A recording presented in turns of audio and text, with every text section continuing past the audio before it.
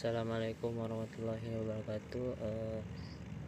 Yang saya hormati rekan-rekan dan Bapak dosen. Perkenalkan, nama saya Aidil Fitriadin. Pada kesempatan kali ini saya akan mempresentasikan topik infrastruktur jaringan yang sangat krusial bagi dunia industri saat ini, yaitu server enterprise yang terdiri dari file server, mail server, dan e-server.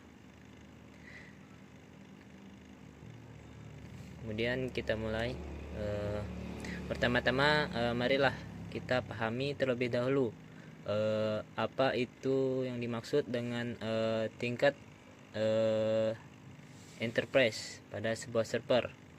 Nah, apa itu server enterprise? Oke. Server enterprise adalah sistem komputer bekerja tinggi yang dirancang menyediakan layanan atau sumber daya dan data kepada banyak pengguna secara bersamaan dalam satu jaringan, beroperasi 24 jam.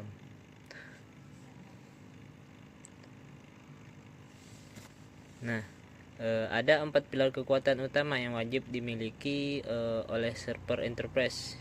Yang pertama yaitu beroperasi 24 jam non-stop. Ini sangat penting karena server tidak boleh berhenti, karena downtime 1 menit saja bisa merugikan bisnis hingga jutaan rupiah. Kemudian yang kedua, multi-user, yaitu mampu diakses oleh banyak pengguna sekaligus tanpa adanya penurunan performa. Kemudian yang ketiga, kapasitas besar, memiliki ruang penyimpanan dan memori raksasa untuk mengelola data operasional organisasi.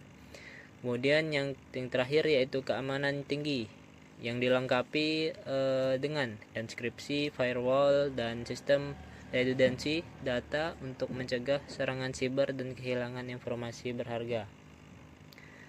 Nah, kemudian yang akan kita bahas yaitu file server. Nah, file server sederhananya adalah sebuah komputer pusat yang bertugas menyimpan dan membagikan dokumen atau berkas di dalam jaringan terpusat. Bagaimana konsep kerjanya? Kita bisa melihat 4 langkah sederhana berikut. Yang pertama yaitu administrator jaringan mengatur hak akses terlebih dahulu demi keamanan.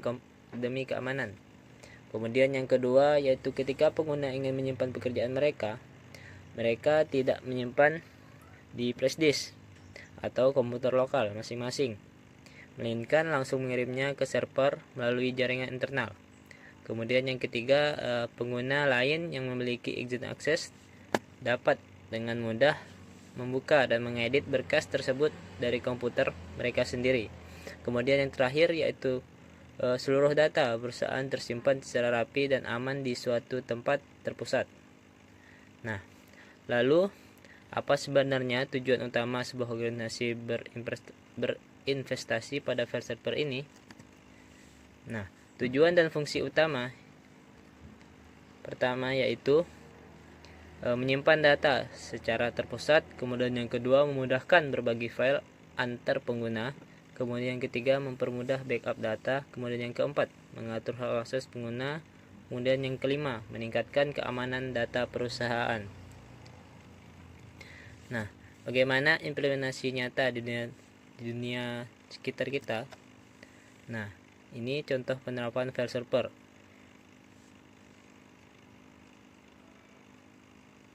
Yang pertama yaitu penyimpanan dokumen perusahaan. Kemudian yang kedua, penyimpanan tugas mahasiswa di laboratorium. Kemudian yang ketiga, penyimpanan data sekolah atau kampus. Kemudian yang keempat, berbagi file antar divisi perusahaan.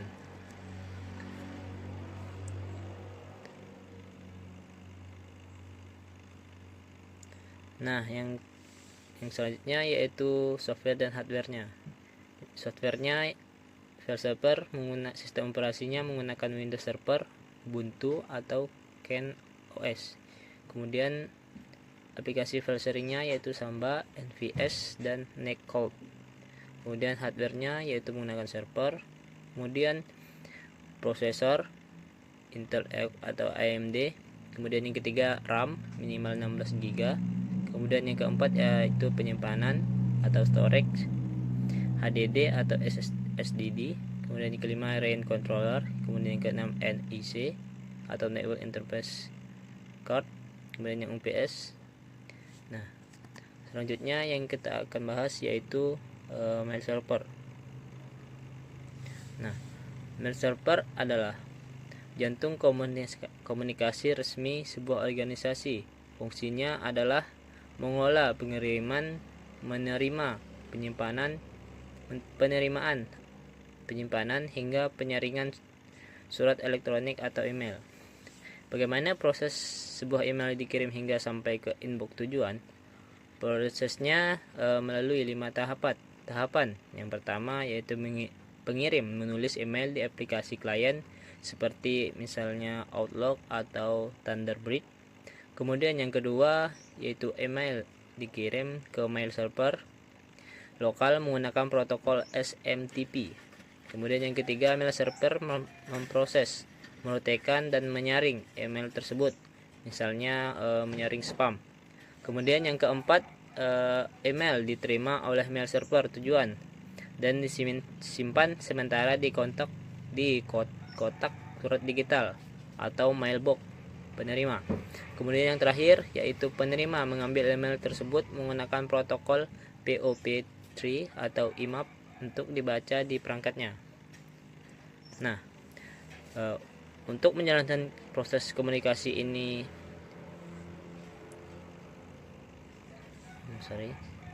kemudian yaitu tujuan dan fungsi. Tujuan dan fungsi email server yang pertama yaitu mengirim email, kemudian yang kedua menerima email, kemudian yang ketiga menyimpan email pengguna, kemudian yang keempat mengelola akun email perusahaan, kemudian yang kelima menyediakan komunikasi resmi organisasi. Nah, kemudian protokol yang digunakan mail server. Di balik layar, komunikasi email diatur oleh 4 protokol utama.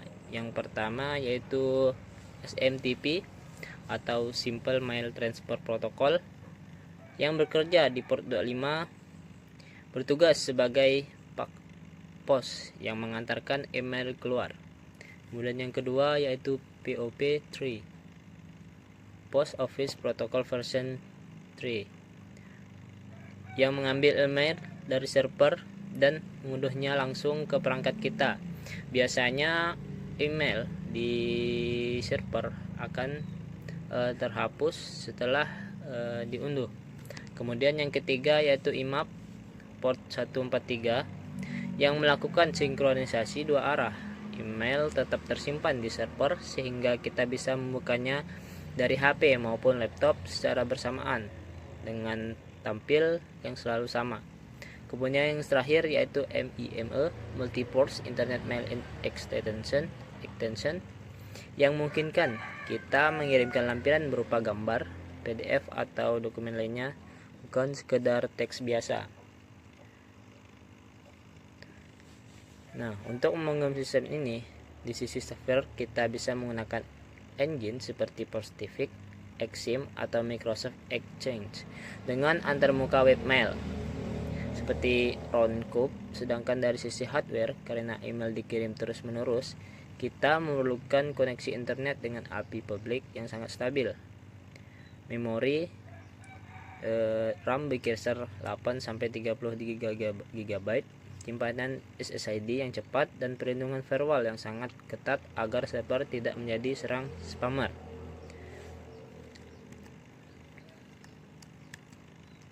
Nah, kemudian infrastruktur ketiga yang mengikat semua lain ini agar mudah diakses oleh manusia adalah DNS server. Nah, rekan-rekan sekalian, komputer hanya memenuhi angka biner dan alamat IP seperti 142.2.50 dan 4.100 contoh. Namun, manusia sangat sulit menghafal deretan angka tersebut. Disinilah DNS atau Domain Name System hadir dengan buku telepon internet. DNS menerjemahkan nama domain yang mudah diingat manusia menjadi alamat IP yang dipahami oleh komputer. Nah, alur kerja DNS sangat menarik. Yang pertama, saat Anda misalnya mengetik nama website misalnya google.com, komputer Anda tidak langsung tahu kemana harus pergi. Kemudian yang kedua, komputer akan bertanya atau mengirimkan permintaan ke DNS server. Nah, kemudian yang ketiga, DNS server mencari di database-nya untuk menemukan alamat IP yang cocok dengan misalnya google.com. Kemudian yang keempat, DNS server membalas komputer Anda, misalnya Anda dengan misalnya memberikan alamat IP yang tepat. Kemudian yang kelima, browser Anda kemudian menggunakan alamat IP tersebut untuk menghubungi web server yang dituju dan menampilkan halaman webnya dalam hitungan persekian detik. Nah, dengan perannya yang sangat vital tersebut, marilah kita ringkas tujuan fungsionalnya. Nah, tujuan utama DNS sangat jelas, yaitu menerjemahkan nama domain menjadi IP address.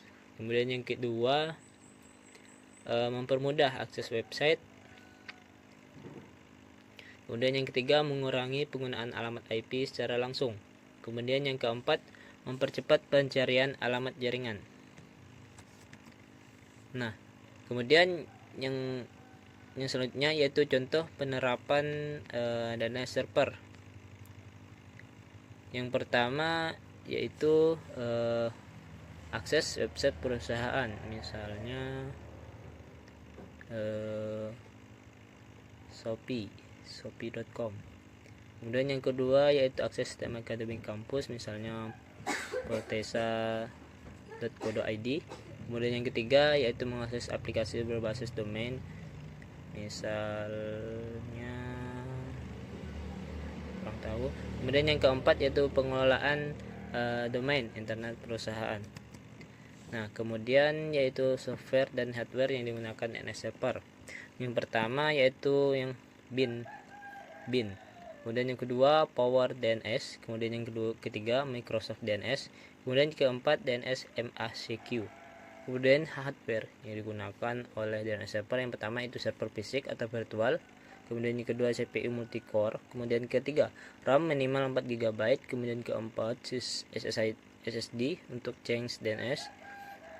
Kemudian yang kelima yaitu NEC GB internet. Kemudian UPS.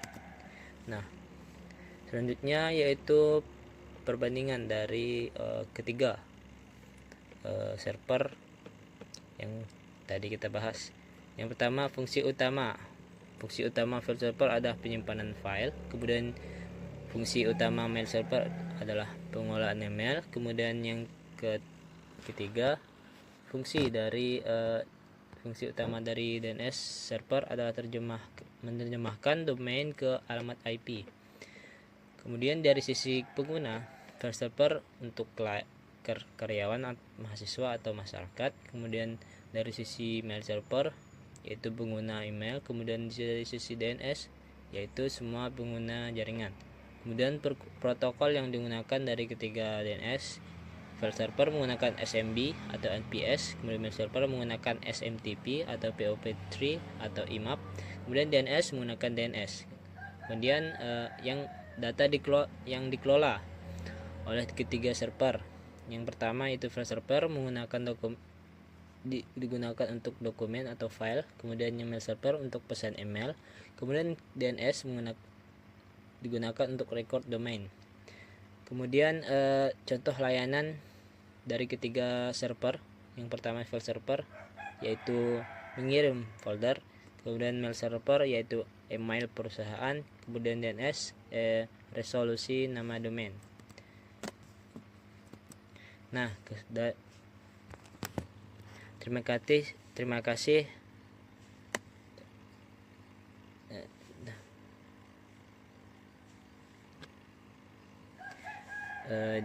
Jika kita bandingkan dalam satu tabel ringkas, file server yaitu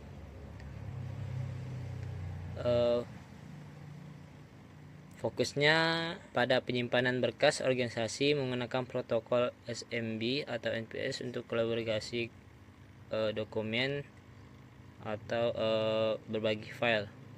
Kemudian mail server berfokus pada komunikasi surat elektronik formal menggunakan protokol SMTP atau IP3 atau IMAP. Kemudian yang ketiga yaitu DNS server berfokus pada navigasi dan pemetaan domain ke IP menggunakan protokol DNS agar seluruh sistem di atas mudah diakses dengan nama yang ramah pengguna. Nah, terima kasih atas perhatian rekan-rekan dan dosen sekalian. Saya harap presentasi ini memberikan gambaran yang jelas mengenai pentingnya infrastruktur sistem enterprise. Sekarang saya dengan senang hati nggak salah pertanyaan. Mungkin sekian dari saya. Assalamualaikum warahmatullahi wabarakatuh.